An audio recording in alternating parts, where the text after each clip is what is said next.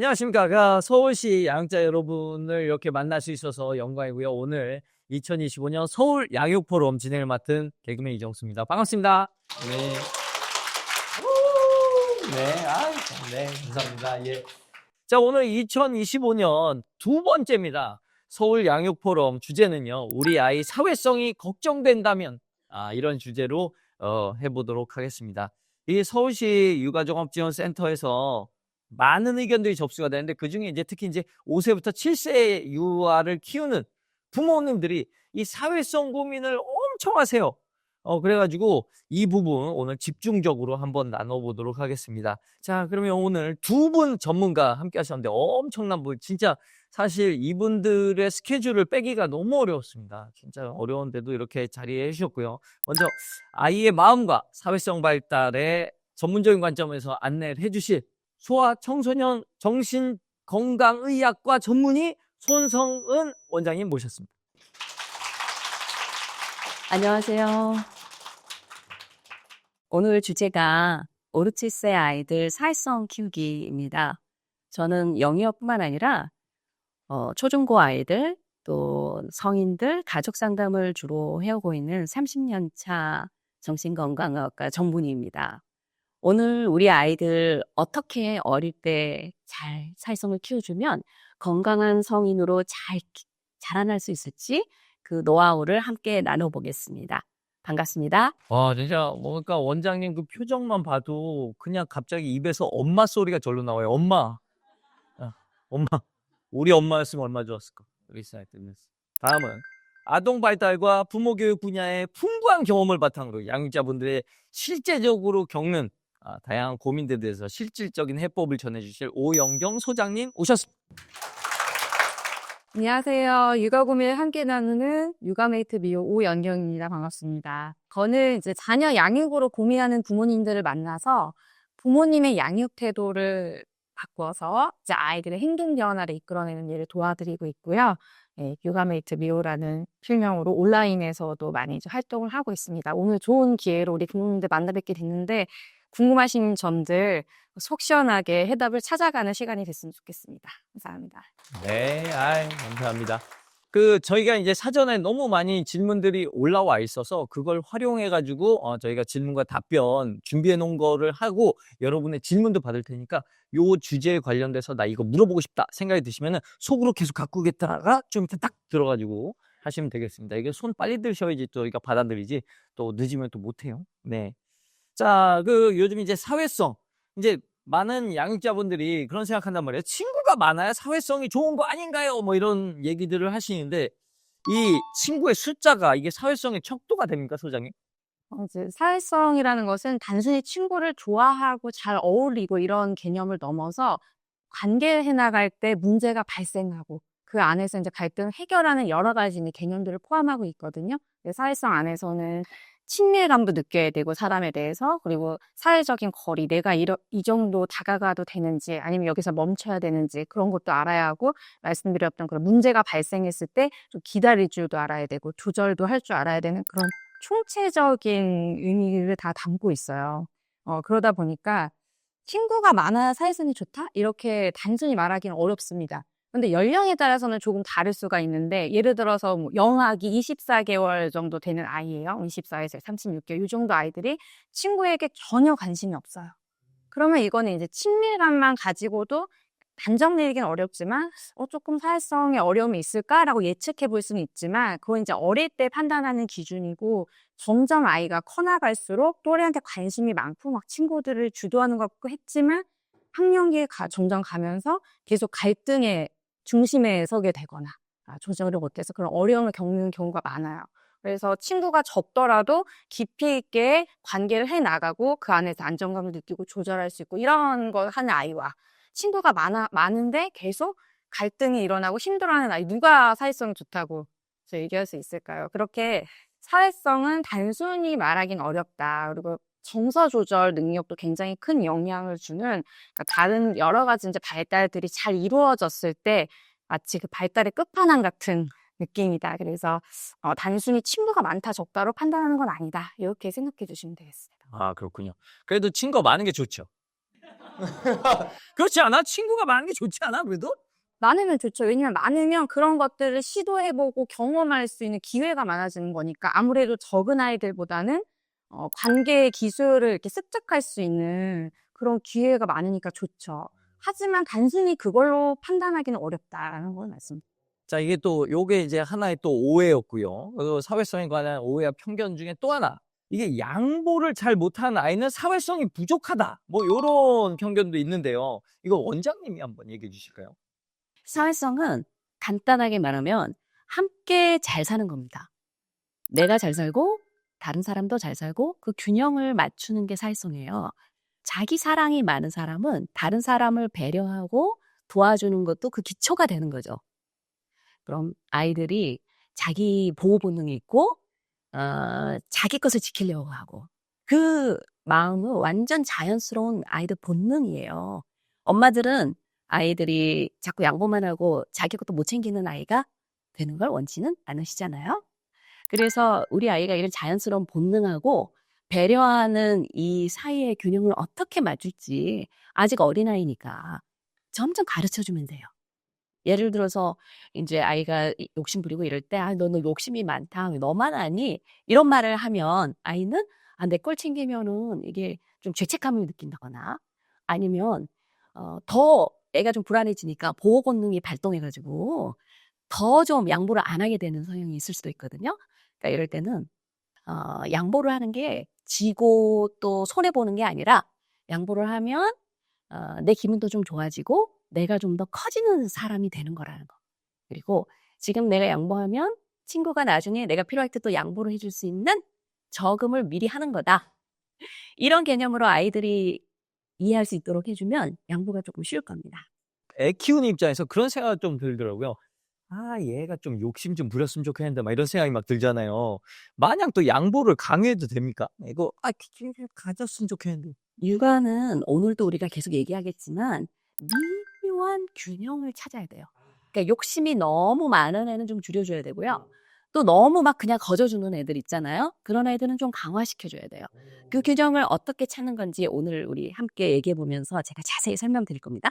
자, 좋습니다. 이제 5세에서 7세 아이들의 사회성의 이제 고민을 쭉 받아봤습니다. 이제 연령대별로 조금 차이는 있는데, 반복되는 핵심 고민들이 있어요. 이제 예를 들면 이제 감정 이해와 조절된 분야, 그리고 또래 관계 속에서 갈등 해결, 그리고 사회적 표현과 대화의 기술, 뭐 요런 큰 주제의 틀에서 이제 고민들이 있는데, 첫 번째부터 시작해 보도록 하겠습니다.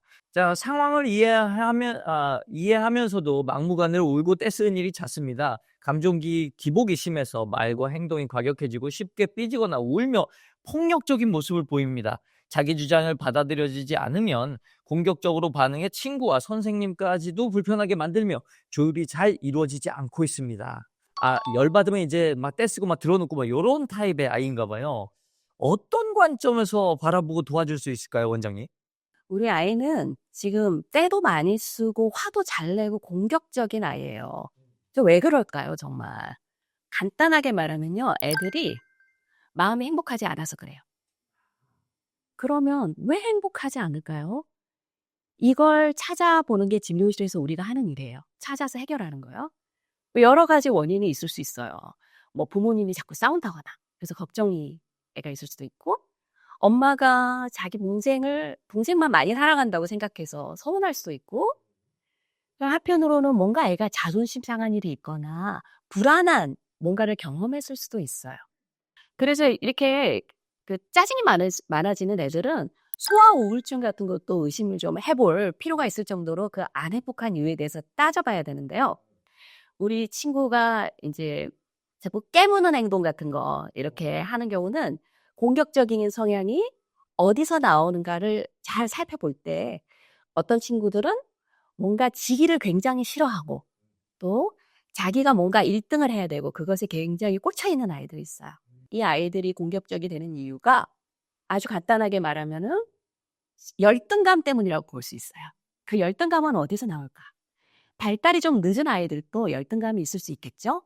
하지만 말이 빠르고 언어 발달이 좋고 머리가 좋은 아이들도 열등감을 가지는 경우가 있어요. 바로 대소근육 발달이 늦거나 종이접기나 이런 걸 유치원에 사는데 자기만 좀 못해요. 그러면 자기가 되게 거기에서 열등감을 느끼고 앉으려 하고 화를 내고 하는 경향이 있을 수도 있다라는 겁니다.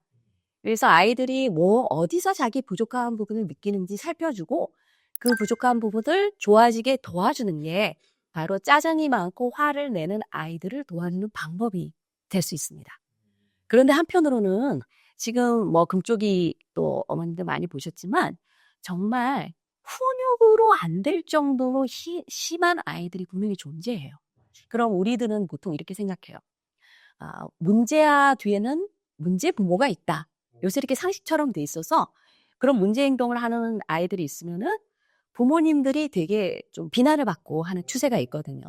그런데 저는 어떤 생각을 하냐면 이 아이들이 타고나기를 뇌신경계가 감각적으로 되게 예민하고 통합이 안 되는 아이들이 기질적으로 있어요. 그러면 그럴 때는 아이들이 이 기질을 타고났기 때문에 아이도 힘들지만 부모님도 힘들어요.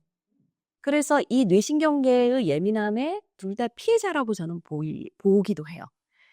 이런 경우는 이 뇌신경계를 좀 안정시키고 도와줄 수 있는 정말 훈육도 하고 많은 걸 해봤지만 안 된다고 생각할 때는 개별 상담이 조금 필요할 수도 있는 상황이라는 것도 말씀드리고 싶습니다. 아이들 떼쓰고 이런 것들 좀 이렇게 다양한 방식으로 조금 관찰해 볼 필요가 있다. 예, 이렇게 보여지고요.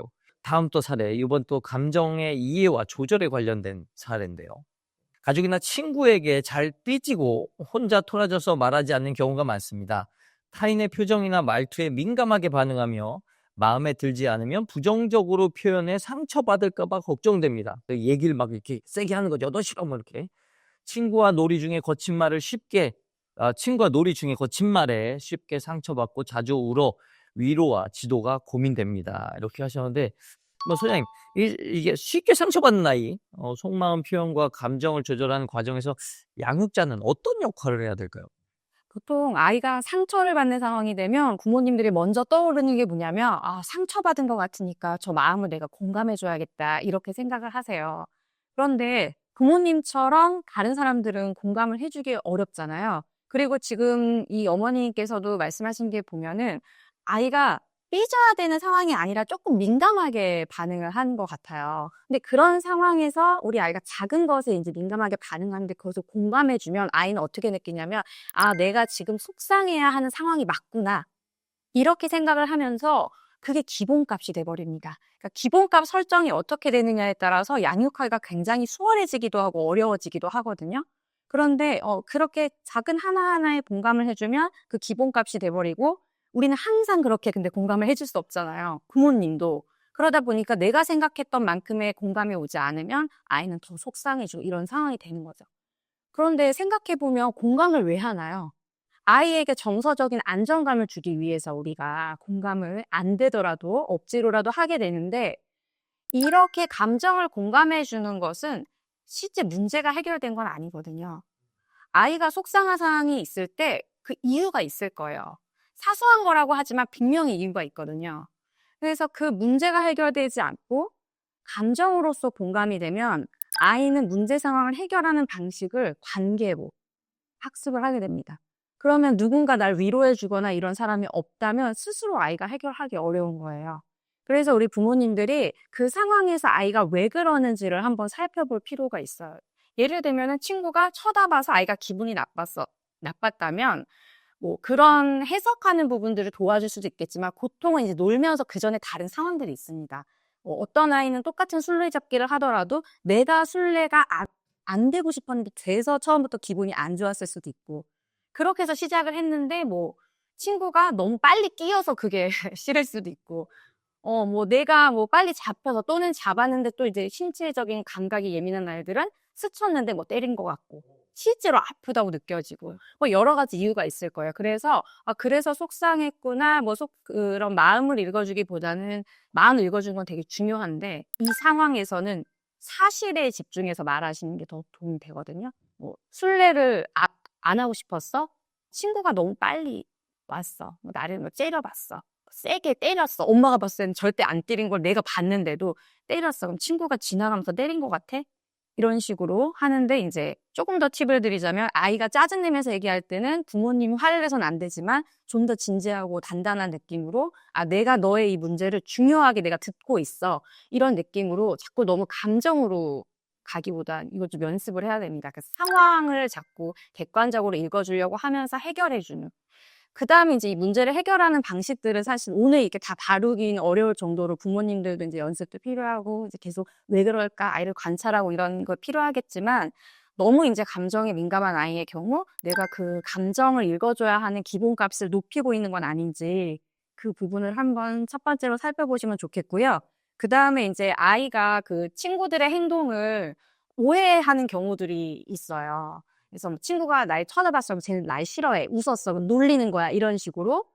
그렇다 그러면 아이가 불편할 수밖에 없잖아요. 그래서 그런 생각들을 친구가 그러면 쳐다보면서 너 싫어했어? 아니면 그냥 쳐다보고 갔어? 친구가 웃은 다음에 너한테 말을 시켰어? 뭐 아니면 어땠어? 이런 식으로 상황을 잡고 거기에 몰입하지 않고 좀 한 발짝 물러서서 바라볼 수 있도록 부모님이 다양한 가능성, 친구가 오늘 피곤했을 수도 있어. 뭐 친구도 술래를 안 하고 싶었는데 해가지고 그랬나? 어떤가? 이렇게 타인의 입장에서 좀 조망할 수 있는 그런 것들을 많이 정보를 줘야지 우리 아이들도 불안 낮아지니까 그런 대화들을 나눠보시면 좀 더 도움이 될 것 같습니다. 마침 우리 선생님이 말씀 잘해 주셨는데 시각적인 예민성 얘기가 나와서 한 가지만 덧붙이면 부모님들이 이해하기 되게 쉬우실 것 같아요. 엘리베이터에서 같이 이렇게 서 있는데 이제 애 이쁘다고 다른 이렇게 할머니나 이렇게 보면은 쳐다보지 마! 이런 애들 있잖아요. 그런 애들 이제 부모님들 애 잘못 키워서 저렇다고 버릇없다고. 근데 사실은 그 아이가 시각적으로 되게 예민한 아이일 수 있어요. 그래서 그걸 힘들어해서 그렇게 표현할 수 있다라는 거예요. 그래서 이런 그 훈육을 하시면서 또 한 가지 생각해 볼게. 그 뇌신경계의 예민함. 그러니까 분리불안 같은 것도 마찬가지예요. 아이가 유아원에 가지만 시각적으로 예민하고 촉각적으로 예민한 애들은 들어가면 막 보여요. 막 들리고. 그러면은 더 막 예민하잖아요. 그래서 정서적인 부분, 관계적인 부분 굉장히 중요하고 이런 신경학적인 부분도 한번 배려하면 육아가 좀 더 쉬울 겁니다. 아, 그렇군요. 저도 약간 저런 경우 있었는데 엘리베이터에서 저 같은 경우는 연예인이잖아요. 그래서 사람들의 대다수에게 이제 친절해야 하는 어떤 의무감이 있는데 우리 애가 갑자기 "쳐다보지 마!" 막 이렇게 하면 내가 죄진 것처럼 그래서 저는 되게 사과했습니다. "아 죄송합니다. 아 죄송합니다. 얘가 이제 민감해서 죄송합니다." 막 이렇게 하는데 계속 사과를 했더니 제가 사과하는 모습을 보니까 애가 좀 누그러지는 것 같더라고요. 여러분 중에도 요거와 관련돼서 뭔가 이게 고민이 있으신 분이 있을 것 같아요. 감정의 이해와 조절에 관련돼서 그런 부분이 있을 것 같은데 현장 질문 한번 받아보도록 하겠습니다. 근데 현장 질문하실 때 요 순서대로 하시면 저희가 너무 도움이 돼요. 20년생 2월생이고요. 지금 앞에 나온 것과 조금 다른 부분으로 제가 고민을 하고 있는 게 뭐 너무 낯을 가리거나 뭐 누구를 너무 뭐 때린다거나 뭐 화낸다거나가 아니라 친절하게 친구들한테 인사도 잘하고 그 무리에 잘 끼는데 너무 자주 껴서 친구들이 조금 힘들어하는 경우가 있더라고요. 너무 잘 네. 오지랖이 넓고 저는 처음에 사회성이 좋다고 생각을 어. 했는데 이게 또 그 눈치껏 이 무리에서 이 탐색하는 시간이나 이게 필요한 기간이 있는데 어디든 놀이터든 어디에 가서 그 무리에 껴서 같이 놀자 하는 경우가 너무 빈번해서 이제 뭐 발달센터에도 한번 가보기는 했었는데 이게 사회성이 높은 게 아니라 오히려 조금 낮은 경우에 이 상황 파악을 못하는 경우에 이런 경우가 있어서 도움을 받아야 되는 경우도 있다고 하더라고요. 이게 이제 경미한 부분이긴 한데 그게 굉장히 낮은 친구들은 도움을 받아야 된다라고 얘기를 해서 이런 부분은 그냥 놀이터에 가서 아이들하고 계속 자주 상호작용을 해야 하는 건지 아니면 부부가 개입을 해서 계속 제가 저지를 하니까 오지랖 일로 와. 맞아요. 그러니까 어. 이제 아이가 상처를 받거나 스트레스를 받아서 내면에 좀 힘듦이 있는 것 같더라고요. 이런 경우에는 어떻게 해야 할까요? 그럼 나중에 이런 일이 반복되었을 때 어떤 문제점이 있을 수 있는지를 좀 말씀드리고 싶은데요. 아이가 일단 친구들이랑 친해질 준비가 되어 있는데 계속 그 또래에서 거부를 당하는 거잖아요. 그랬을 경우에 말씀하신 것처럼 좀 나중에 주저하게 되는 경우들이 있어요. 학령기에 가고 하게 되면은. 그래서 좀 아이가 이제 뭐 사회적 거리나 이런 걸 배우는 것들은 또 이제 뭐 발달적으로 필요할 수 있겠는데, 일단 이제 부모님이 가정에서 쉽게 해볼 수 있는 방법들은, 아직은 이제 우리나라 나이로 6살인 거죠. 예, 그러니까 친구들이 그렇게 막 배척하거나 이러진 않거든요. 그 또래의 아이들이. 이 아이를 좋아하는 친구들이 있을 거예요. 성향적으로도 그렇고. 그래서 이렇게 그냥 준비 없이 놀이터에 가서 아무나 하고 이렇게 어울리게 되는 그런 상황보다는 조금 아이랑 성향이 맞고 익숙한 친구들을 만나게 해주면서 이 아이가 그 안에서 좀 내가 같이 수용되는 그런 경험들을 많이 만들어주고, 이런 부분에 계속 도움이 필요하다고 하면은 그 학령기에 가서도 비슷한 일들이 생길 거예요. 그때는 아이들이 더 이제 그룹을 지으려고 하니까. 그래서 그때도 한 저학년이나 이럴 때들은 아이가 좀 믿고 의지할 수 있는 친구들을 그래도 조금 이렇게 만날 수 있게끔 도와주는 건 필요하지 않을까, 이런 생각이 듭니다. 관계에는 균형이라고 있잖아요. 그래서 사람마다 막을 갖고 있어요. 그런데 어떤 애는 막이 너무 두꺼워서 막 그 속에 자기도 갇혀 있고 다른 사람도 가기가 힘든 애가 있고, 어떤 애는 그 경계가 너무 좀 무분별해가지고 막 넘나드는 애들이 있어요. 그런데 애들 다 미숙하니까 이 양쪽이 나올 수 있거든요. 그래서 자라면서 이걸 찾아가는 게 우리가 도와주고 또 부모님들이 도와주는 그런 일이라고 볼 수 있어요. 좀 이렇게 많이 침범하는 경우라고 볼 수 있어요. 그럴 때는 그런 친구들은 어떻게 보면 처음에 친구 사귀기가 되게 쉬워요. 다른 애들은 천천히 이렇게 사귄다면 그 친구들은 말도 막 하고 즐겁고 그래서 인기가 많은데, 초등학생들도 마찬가지인데 몇 달만 지나면 친구들이 샤샤샤 없어질 수가 있어요. 이게 또 흔히 말한 ADHD 아이들이 사회성이 조금 부족할 때도 이런 패턴들이 많이 보이거든요.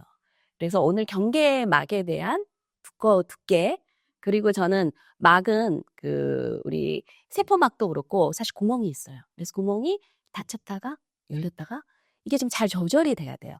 그런 식으로 오늘부터 한번 우리 아이의 경계에 대해서 생각해 보시면 도와줄 때 이렇게 이미지를 갖고 있으면 되게 쉽거든요. 그 말씀 해드리고 싶어요. 아, 그렇군요. 이게 오지랖이 높다는 게 어떻게 보면은 약간 눈치가 없다, 이런 거랑 볼 수 있는데, 전 개인적으로 그 유전자에 굉장히 믿거든요. 이게 물려받는 것에 대해서. 혹시 집안에 눈치가 없는 사람이 없지 그런 건 아니고요. 아, 다들 있죠. 근데 그 유전이라는 게 사실 얼굴도 닮잖아요. 뇌신경계가 닮아요.